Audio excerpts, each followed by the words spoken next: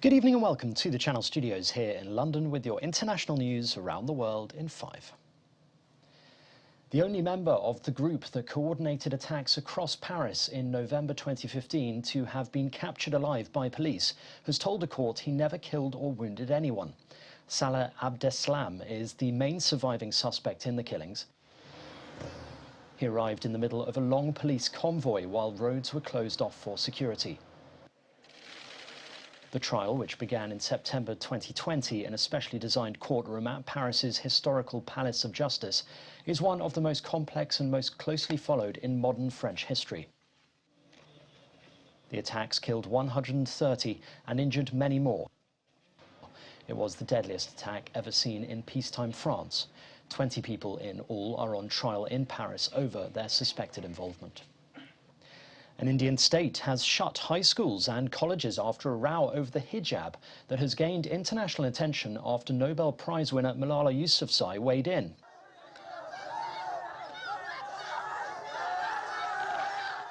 This video, which quickly went viral, shows a Muslim woman defiant in the face of a mob of young men shouting slogans. Hindu students here wearing red saffron shawls to protest against Muslim women wearing hijabs. The government of Karnataka state in southern India took the decision after protests by students over Muslim women wearing headscarves in the classroom escalated into violence. Ottawa police have said volatile and determined demonstrators remain in Canada's capital after nearly 2 weeks of a trucker-led anti-vaccine mandate protest.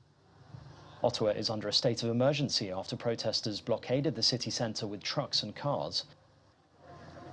Nearly 80 criminal investigations have been opened in relation to the protests, including for alleged hate crimes and property damage. Some 24 people have been arrested. A landslide triggered by heavy rains has killed at least 14 people in central Colombia. Another 35 people are now in hospital after several homes were engulfed in the Risaralda province on Tuesday. Other residents living close to a swollen river nearby have been moved to safety. Rescue teams have been searching in the mud for more survivors. Tunisian President Kais Saied is facing growing pressure from judges, the United Nations and world powers after accusations that he is moving towards authoritarian rule. Saied dissolved the Supreme Judicial Council on Sunday, months after sacking the government and seizing wide-reaching powers in the North African country, saying people wanted the country cleansed. Tunisia is often lauded as the only democracy to emerge from the 2011 Arab revolts. At least 29 people have been killed and entire neighbourhoods have been flattened after cyclone Batsirai battered the southern coastline of Madagascar. Drone footage showed a trail of destruction along the coastline of Mananjeri, one of the worst affected towns in Madagascar. The cyclone left 91,000 people with damaged or destroyed homes. It is Madagascar's second destructive storm in 2 weeks after Cyclone Anna killed 55 people.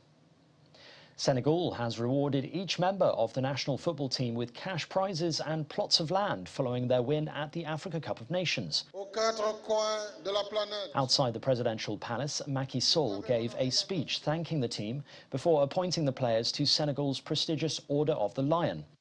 Each team member received more than $87,000. SpaceX has lost dozens of satellites after they were hit by a geomagnetic storm a day after launch, causing them to fall from orbit and burn up. Such solar storms are caused by powerful explosions on the sun's surface. The company owned by billionaire Elon Musk said up to 40 of 49 satellites from last week's launch were hit. They had been due to join its Starlink satellite internet project.